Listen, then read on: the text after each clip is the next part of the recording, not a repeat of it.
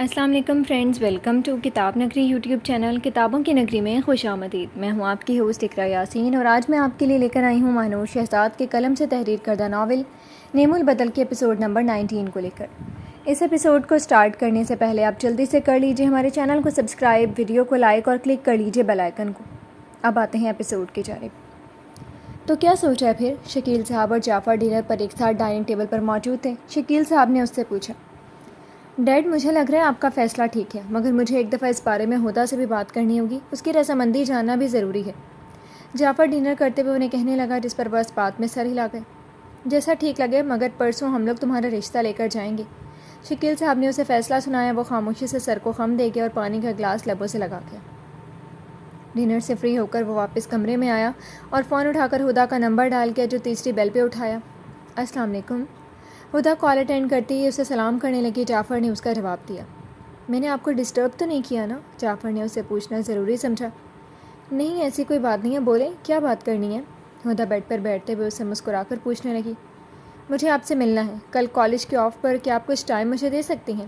جعفر نے اسے اجازت مانگنا لازمی سمجھا۔ مگر آپ نے مجھ سے کیوں ملنا ہے؟ ہدیٰ نے فوراً پریشانی سے اس سے سوال کیا۔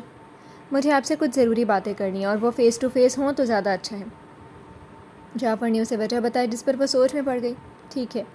کچھ دیر سوچنے کے بعد ہدیٰ نے حامی بھر لی۔ جعفر مسکرا دیا۔ ٹھیک ہے، پھر کل ملتے ہیں، گڈ نائٹ۔ جعفر ہونٹوں پر مسکراہٹ برقرار رکھے کہتے ساتھ فون بند کر گیا۔ ہدیٰ فون کو دیکھنے لگی۔ ان کو مجھ سے ایسی کیا ضروری بات کرنی ہے؟ ہدیٰ فون اسکرین پر نظریں مرکوز کیے خود سے بولی اور کندھے اچکا گئی۔ یہ ناول آپ کتاب نگری یوٹیوب چینل پر پڑھ اور سن رہے ہیں۔ صبح مشل کالج جبکہ ارباب آفس کے لیے ریڈی ہو رہا تھا۔ مشل اپنا حجاب سیٹ کر کے پلٹی تو اس کا سر بالکل پیچھے کھڑے ارباب کے سینے سے ٹکرایا۔ آؤچ! مشل کے منہ سے درد کے مارے چینخ نکلی۔ اس نے سر اٹھا کر ارباب کی طرف دیکھا۔ لوہا ہے کہ اتنا سخت؟ مشل اپنا ماتھا مسلتے ہوئے منہ بسور کر اسے دیکھتے ہوئے کہنے لگی۔ ارباب کے لبوں پر مسکراہٹ نمودار ہوئی۔ تمہیں احتیاط کرنا چاہیے تھا۔ ارباب اپنے کالر ٹھیک کرتے ہوئے اسے بولا۔ مشل نے خفا نظروں سے اسے دیکھا۔ آپ سائڈ پر کھڑے ہو جاتے، اتنی زور سے لگ گئی، اتنا درد ہو رہا ہے۔ مشل منہ بنا کر بڑبڑاتے ہوئے وہاں سے جانے لگی۔ جب ارباب نے اس کے جانے کا ارادہ ترک کر دیا اور اس کے سامنے کھڑا ہوا، مشل نے اس کی طرف دیکھا۔ ارباب اس کے چہرے کی جانب جھک کر اس کی بے داغ پیشانی پر اپنے ہونٹ رکھ کر پیار کی پہلی مہر لگا گیا۔ مشل اسی طرح ساکت کھڑی حیران سی اسے دیکھ رہی تھی۔ اس کی سانس سینے میں اٹک گئی۔ ارباب اس کے ماتھے سے لب ہٹا کر اس کے چہرے کو دیکھنے لگا، جو شرم سے سرخ ہو گیا۔ اب ٹھیک ہے؟ ارباب نے اسے سر ہلاتے ہوئے اس سے پوچھنا چاہا۔ مشل بغیر کوئی جواب دیے پلکیں جھکاتی بیڈ کی طرف قدم بڑھا گئی۔ آج کل مجھے ان کی طبیعت بالکل ٹھیک نہیں لگ رہی۔ مشل اپنا بیگ اٹھاتے ہوئے دل ہی دل میں خود سے کہتے ساتھ مرجان کو گود میں لیے کمرے سے باہر کی طرف بڑھ گئی۔ ارباب مسکراتے ہوئے اسے جاتا دیکھنے لگ گئے۔ یہ ناول آپ کتاب نگری یوٹیوب چینل پر پڑھ اور سن رہے ہیں۔ مشل بریک ٹائم گراؤنڈ میں بیٹھی آج صبح کا منظر یاد کر رہی تھی۔ ہونٹوں پر شرمیلی مسکراہٹ سجی ہوئی تھی۔ مشل! ہدیٰ اس کے پاس آ کر بیٹھتی اسے پکارنے لگی، مگر مشل نے شاید نہیں سنا۔ مشل! ہدیٰ نے اب کے بار اسے جھنجھوڑ کر پکارا۔ مشل ہوش میں آئی اور ہدیٰ کی طرف متوجہ ہوئی۔ کیا ہوا؟ مشل نے اس سے پوچھنا چاہا، جس پر ہدیٰ اسے دیکھنے لگی۔ جعفر کو دیکھا ہوا ہے نا تم نے؟ ہدیٰ نے اس سے پوچھا۔ مشل اس کے سوال پر ہاں میں سر ہلا گئی۔ اس نے مجھے آج ملنے کے لیے بلایا، کالج کے آف کے بعد۔ مجھے اکیلے جاتے ہوئے نہ جانے کیوں عجیب لگ رہا ہے۔ ہدیٰ نے پریشانی سے اسے اپنا مسئلہ بتایا۔ مشل نے اسے دیکھا۔ مگر ایسا کیوں ہے؟ تم تو جعفر کے ساتھ آتی جاتی ہو، مشل نے اس سے پوچھنا چاہا۔ ہدیٰ اس بات میں سر ہلا گئی۔ وہی نا، میں آتی جاتی رہی ہوں، لیکن کل رات مجھے وہ چینج لگا ہے۔ میں نے گیس تو کر دی، مگر کچھ غلط ہو گیا تو اس لیے میں چاہ رہی ہوں تم ساتھ چلو میرے۔ تمہارا فیس تھوڑا غصے والا ہے، کیا پتہ ڈر جائے دیکھ کر۔ ہدیٰ چہرے پر معصومیت سجائے اس کا ہاتھ تھام کر بولی۔ مشل نے آنکھیں چھوٹی کی اسے دیکھا۔ پلیز نا مشل، دوست نہیں ہے۔ ہدیٰ اصرار کرنے لگی۔ مشل نے گہرا سانس خارج کیا۔ میں چلوں، مگر ارباب تو چھٹی کے وقت فوراً آ جائیں گے، تو مشکل ہے، مشل نے اسے سمجھانا چاہا، جس پر ہدیٰ سوچنے لگی۔ آئیڈیا تو بھائی کو ٹیکسٹ کر دے، آج ایکسٹرا کلاس ہے، 1 گھنٹے کے بعد لیں، ایسے انہیں شک بھی نہیں ہوگا۔ ہدیٰ نے فوراً سے حل نکالتے ہوئے مسکرا کر اس سے کہا۔ مشل اسے دیکھنے لگی۔ مگر جھوٹ بولنا ٹھیک نہیں ہے، مشل نے نفی میں سر ہلا کر سنجیدگی سے اسے کہا۔ صاف صاف بول کہ تمہیں میرے ساتھ نہیں جانا۔ ہدیٰ منہ بنا کر خفکی سے اسے کہنے لگی اور وہاں سے جانے کے لیے اٹھی۔ ٹھیک ہے، میں چلوں گی، موڈ ٹھیک کرو اپنا۔ مشل اس کا ہاتھ تھام کر حامی بھرتے اسے خوشی سے خوش کر گئی۔ شکریہ یار، ہدیٰ فوراً سے بیٹھتی چہک کر کہتے ساتھ اس کے گلے سے لگ گئی۔ مشل مسکرا دی۔ مشل نے فون نکال کر ارباب کو ٹیکسٹ کر دیا اور بریک آف ہوتے ہی وہ دونوں کلاس کی طرف بڑھ گئے۔ کالج کے آف ہوتے ہی وہ دونوں گیٹ کے پاس جا کر کھڑی ہو گئیں۔ ابھی انہیں کھڑے پہ مشکل سے 5 منٹ ہی گزرے تھے کہ جعفر کی گاڑی پر ہدا کی نظر گئی۔ مشل کا ہاتھ تھامے وہ اس کی گاڑی کی طرف بڑھ گئی۔ میری فرینڈ بھی ساتھ ہے، ہدا گاڑی کے پاس آتے ہی جعفر کو بتانے لگی۔ وہ جواباً اس بات میں سر ہلا گیا۔ مشل پچھلی سیٹ پر بیٹھ گئی اور ہدا فرنٹ سیٹ پر جعفر کے ساتھ بیٹھ گئی اور جعفر گاڑی سڑک پر دوڑا گیا۔ کچھ دیر کے بعد جعفر نے ایک ریسٹورانٹ کے باہر گاڑی روکی اور تینوں اندر کی طرف بڑھ گئے اور ایک ٹیبل پر بیٹھ گئے۔ جی تو کیا بات کرنی تھی آپ نے؟ ہدا بیٹھتی جعفر سے مخاطب ہوئی۔ جعفر نے اسے دیکھا۔ پہلے کچھ آرڈر کر لیتے ہیں۔ جعفر نے ہدا کو دیکھ کر مسکراتے ہوئے کہا، وقت نہیں ہے اتنا، مشل نے گھر بھی جانا ہے، آپ بات کر لیں، وقت بچا تو آرڈر کر لیں گے۔ ہدا نے تھوڑا پریشانی سے اسے بتایا۔ وہ اس بات میں سر ہلا گیا۔ مشل خاموش بیٹھی ہوئی تھی۔ جعفر نے ایک نظر اس پر ڈالی۔ ہدا میں اس والے ٹیبل پر بیٹھی ہوئی ہوں، تم آرام سے بات کر لو۔ مشل ہدا کو اپنی طرف متوجہ کرتے ہوئے بولتے ساتھ اٹھ کر تھوڑے فاصلے پر موجود ٹیبل پر بیٹھ گئی۔ ہدا میں آپ سے صاف بات کروں گا، ڈیڈ چاہتے ہیں کہ آپ کی اور میری شادی ہو جائے۔ ان کا کہنا ہے کہ آپ سے زیادہ اچھی لڑکی مجھے نہیں مل سکتی ہے۔ آپ کو جاننے کے بعد میرا بھی کچھ ایسا ہی خیال ہے۔ جعفر نے تحمل بھرے لہجے میں بات کرنا شروع کی۔ ہدا اس کی بات سن رہی تھی۔ اور میں آپ سے واقعی شادی کرنا چاہتا ہوں، تو آپ بتائیں آپ کو اس رشتے سے کوئی اعتراض تو نہیں ہے؟ جعفر نے اس سے ہدا کی رضامندی جاننا چاہی۔ ہدا اسے حیرانگی سے دیکھ رہی تھی کیونکہ واقعی اس نے ایسا نہیں سوچا تھا۔ آپ مذاق تو نہیں کر رہے ہیں؟ ہدا نے اسے گھورتے ہوئے کہا۔ جعفر مسکرانے لگ گیا۔ میں آپ سے ایسا مذاق کیوں کروں گا؟ جعفر نے اسے بولا۔ ہدا اس بات میں سر ہلا گئی جیسے بولنا چاہ رہی ہو، بات تو ٹھیک ہے۔ ایسا واقع ہے کہ جب میں پہلی بار آپ سے ملی تھی تو آپ مجھے بہت برے لگے تھے، لیکن جیسے جیسے آپ سے ملتی گئی میری رائے بدل گئی اور اب میرا ماننا یہ ہے کہ آپ بہت اچھے انسان ہیں۔ مجھے آپ سے شادی پر کوئی اعتراض نہیں ہے۔ ہدا نے بھی صاف گوئی سے اسے مسکراتے ہوئے اپنا جواب دیا، جس پر جعفر مسکرا دیا۔ اب میرے خیال سے آرڈر کرنا چاہیے، جعفر نے اسی کو دیکھتے ہوئے پوچھا۔ ہدا اس بات میں سر ہلا گئی۔ واقعی بہت بھوک لگ رہی ہے، ہدا نے فوراً سے کہا۔ جعفر کی مسکراہٹ گہری ہوئی۔ آپ آرڈر کریں، میں مشل کو بلا کر آئے، ہدا اسے کہتے ساتھ اٹھ کر مشل کی ٹیبل کی طرف بڑھ گئی۔ یہ ناول آپ کتاب نگری یوٹیوب چینل پر پڑھ اور سن رہے ہیں۔ وقاص میں تم سے ملنے کے لیے آئی ہوئی ہوں، مگر فلیٹ تو لاک ہے، تم کہاں ہو؟ نوشین محترمہ فلیٹ کے باہر کھڑی اسے کال ملا کر پوچھنے لگی۔ جی میں ابھی یہیں قریبی ریسٹورانٹ آیا ہوں، فلیٹ کے سامنے ہی ہے، وقاص نے نوشین محترمہ کو بتایا، جس پر وہ ٹھیک ہے کہتے ساتھ ریسٹورانٹ کی طرف بڑھ گئیں۔ نوشین محترمہ جیسے ہی ریسٹورانٹ کے اندر داخل ہوئیں تو انہیں سامنے وقاص بیٹھا دکھائی دیا جو سگریٹ پینے میں مصروف تھا۔ یہاں کیا کر رہے ہو؟ نوشین محترمہ اس کی ٹیبل پر آتے ہوئے چیئر پر بیٹھتی اس سے پوچھنے لگی۔ ویسے ہی فلیٹ میں بیٹھ کر تھک گیا تھا، وقاص انہیں دیکھتے ہوئے سگریٹ کا دھواں ہوا میں اڑا کر جواب دینے لگا۔ بات کی نانا سے؟ وقاص نے ان سے پوچھا، جس پر وہ اس بات میں سر ہلا گئی۔ مجھے نہیں لگتا کہ اب وہ تمہیں کبھی واپس ملک ولا میں آنے کی اجازت دیں گے، نوشین محترمہ نے اسے بتایا۔ وقاص انہیں دیکھنے لگ گیا۔ تو انہیں منائے ماں، میں مزید اس فلیٹ میں نہیں رہ سکتا، وقاص نے اب کی بات ٹھنڈے لہجے میں کہنے لگ گیا۔ وہ خاموش رہی۔ بس میں واش روم سے ہو کر آئی، پھر ہم لوگ چلتے ہیں۔ کھانے سے فری ہو کر ہدا کہتی کرسی کھسکا کر اٹھی اور واش روم کی طرف چلی گئی۔ مشل اور جعفر اب ٹیبل پر موجود تھے۔ نوشین محترمہ ریسٹورانٹ میں نظر گھما رہی تھی، تبھی اپنی دائیں جانب انہیں مشل اور جعفر بیٹھے ہوئے نظر آئے۔ ان کی آنکھیں حیرت سے بڑی ہو گئی۔ وقاص یہ مشل ہی ہے نا؟ نوشین محترمہ نے وقاص کو اپنی طرف متوجہ کرتے ہوئے مشل کی جانب اشارہ کیا۔ وقاص بھی نظریں اس جانب کر گیا۔ ہاں مام، مشل اور جعفر ہیں، وقاص نے بھی تھوڑا حیرانگی سے کہا۔ نوشین محترمہ کے ہونٹوں پر ایک دم شاطر مسکراہٹ نمودار ہوئی۔ میں ایسے موقع کا انتظار کر رہی تھی، میرا کام تو ہو گیا، نوشین محترمہ نے کہتے ساتھ بیگ سے فون نکالا اور مشل اور جعفر کی 2-3 تصاویر کھینچ کر مسکراتے ہوئے فون واپس بیگ میں رکھ دیا۔ تبھی ہدا ان کی ٹیبل پر آ کر کھڑی ہو گئی۔ اوہ، تو مشل کی سہیلی بھی ساتھ ہے، خیر مجھے تو جو چاہیے تھا وہ مل گیا، اللہ تعالیٰ نے میری مدد کر ہی دی، نوشین محترمہ ہدا کو دیکھ کر خود سے بولنے لگی۔ آپ کیا کرنے والی ہیں مام؟ وقاص نے ناسمجھی سے پوچھا۔ مشل کو گھر سے باہر نکلوانے والی ہوں، نوشین محترمہ خوشی سے کہتے ساتھ کرسی سے کھڑی ہو گئیں۔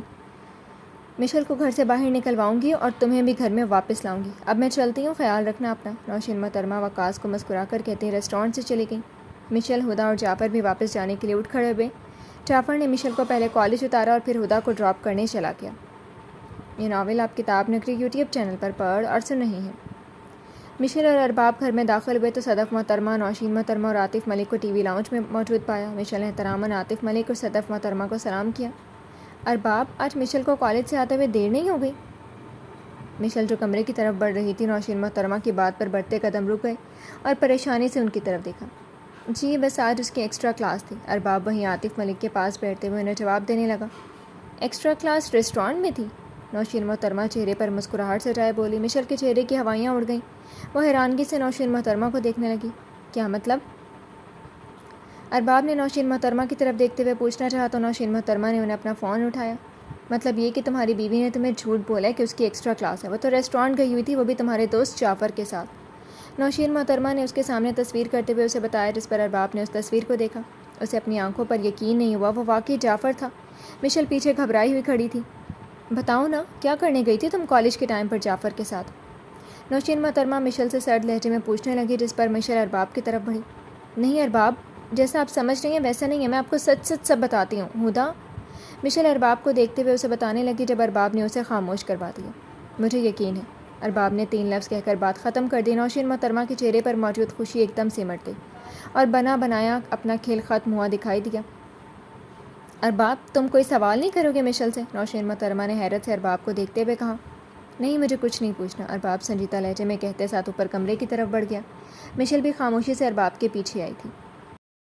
مشل کمرے میں داخل ہوئی تو نظر ارباب پر گئی، جو کاؤچ پر بیٹھا ہوا تھا۔ تھینک یو ارباب، مجھ پر ٹرسٹ کرنے کے لیے۔ مشل اس کے پاس آ کر بیٹھتے ہوئے اپنے مخصوص نرم لہجے میں کہنے لگی، میں آپ کو ساری بات بتاتی ہوں۔ مشل نے اسے وضاحت دینا چاہا، ارباب نے اسے ٹوک دیا۔ اگر واقعی ایسا کچھ نہیں تھا تو تم نے مجھ سے جھوٹ کیوں بولا؟ جعفر ایسے نکلے گا، میں نے کبھی سوچا بھی نہیں تھا ایسا۔ ارباب سخت تیور لیے اسے ٹھنڈے لہجے میں کہنے لگا۔ مشل پریشان نگاہوں سے اسے دیکھنے لگی۔ کیا مطلب آپ نے مشل نے اس کی بات پر الجھی ہوئی اس سے پوچھنے لگی۔ مطلب یہ کہ نیچے میں نے پھپھو کے سامنے صرف تمہاری عزت رکھنے کے لیے وہ سب بولا، ورنہ بے وقوفی ہوگا جو ان تصویروں کو دیکھنے کے بعد اس پر یقین نہیں کرے گا۔ مجھے تم سے اس قسم کی امید نہیں تھی مشل، تم تو اروپ سے بھی زیادہ گئی گزری نکلی ہو۔ واقعی آج مجھے یقین ہو گیا کہ تم صرف شکل سے معصوم ہو۔ شرم نہیں آئی میرے ساتھ نکاح میں ہوتے ہوئے میرے ہی دوست سے چھپ چھپ کر ملنے کی؟ ارباب کی گرم دماغ کے ساتھ ماتھے پر بل لیے چینک کر اسے کہنے لگا۔ مشل نم آنکھوں سے اسے دیکھنے لگی۔ ایسا نہیں ہے مشل نے بھرائی ہوئی آواز میں کچھ بولنا چاہا، ارباب نے خاموش کروا دیا۔ شٹ اپ، ایسا ہی ہے، ورنہ تمہیں مجھ سے جھوٹ بولنے کی ضرورت ہی نہیں تھی۔ تم ایک جھوٹی اور دوغلی لڑکی ہو۔ ارباب انتہائی تیز آواز میں دھاڑا۔ مشل اسے بس دیکھتی رہ گئی۔ آج ایک بار پھر وہ انسان اسے اپنے الفاظ سے تکلیف پہنچانے میں کامیاب ہو گیا۔ آپ ایسے کیسے یقین سے بول سکتے ہیں؟ آدھا سچ جانتے ہوئے میں آپ کے نکاح میں ہوں اور آپ کے ساتھ مخلص ہوں۔ آپ کے نکاح میں ہوتے ہوئے کسی دوسرے مرد کا سوچنا بھی میرے لیے گناہ ہے۔ میں نے ایسا کچھ نہیں کیا ہے۔ مشل نے مضبوط لہجے میں اسے دیکھتے ہوئے بغیر ڈرے بولا۔ ارباب اسے دیکھنے لگ گیا۔ اور ریلی، مگر جتنا ہو سکے میرے سامنے کم ہی نظر آنا، سمجھی؟ کیونکہ مجھے تم جیسے دوغلی لڑکی سے کسی قسم کا کوئی تعلق نہیں رکھنا ہے۔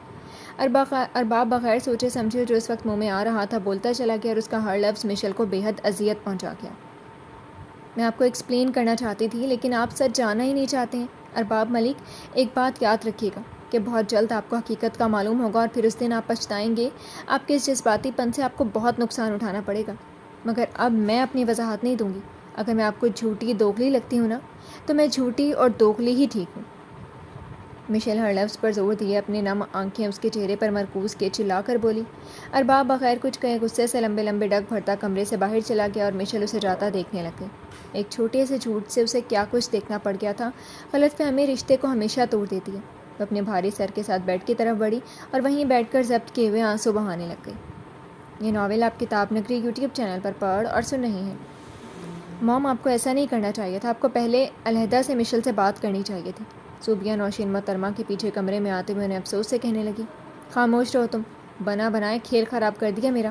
نہ جانے کیا جادو کر دیا اس لڑکی نے ارباب میں، اسے صرف وہی ٹھیک دکھائی دیتی ہے، باقی سب غلط۔ نوشین محترمہ غصے سے ٹہلتے ہوئے کہنے لگی۔ صوبیہ انہیں دیکھ رہی تھی، کیونکہ وہ غلط نہیں تھی۔ ارباب بھائی اسے بہت اچھے سے جانتے ہیں، وہ ایسی حرکت نہیں کر سکتی، یقیناً کوئی مجبوری ہوگی یا کوئی اور بات۔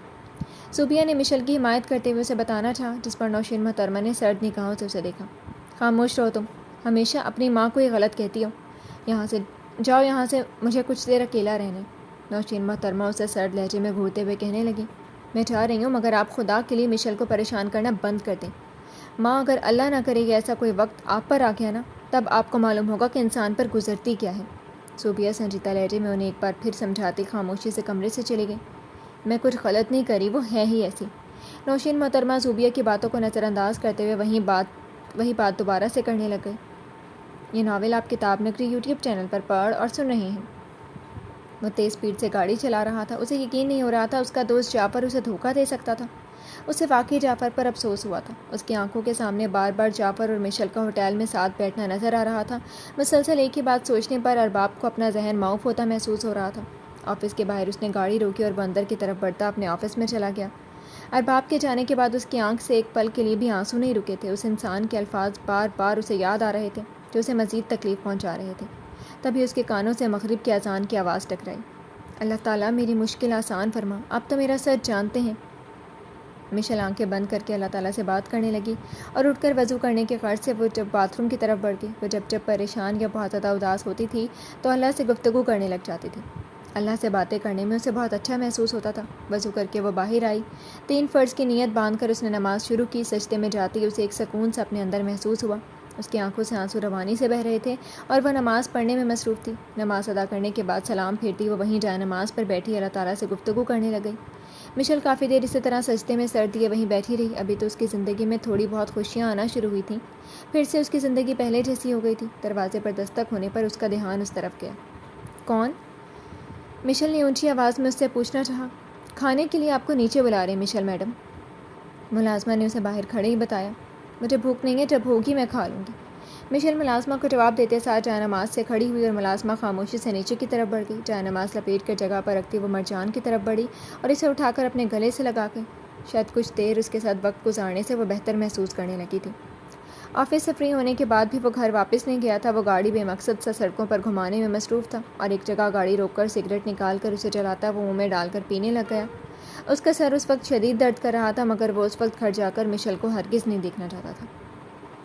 جی تو فرینڈس، کیسی لگی آپ کو آج کے ایپیسوڈ؟ کمنٹ سیکشن میں ضرور بتائیے گا۔ پھر حاضر ہوں گے ناول کے نیکسٹ ایپیسوڈ کے ساتھ۔ تب تک کے لیے اجازت دیجیے۔ شکریہ۔ اللہ حافظ۔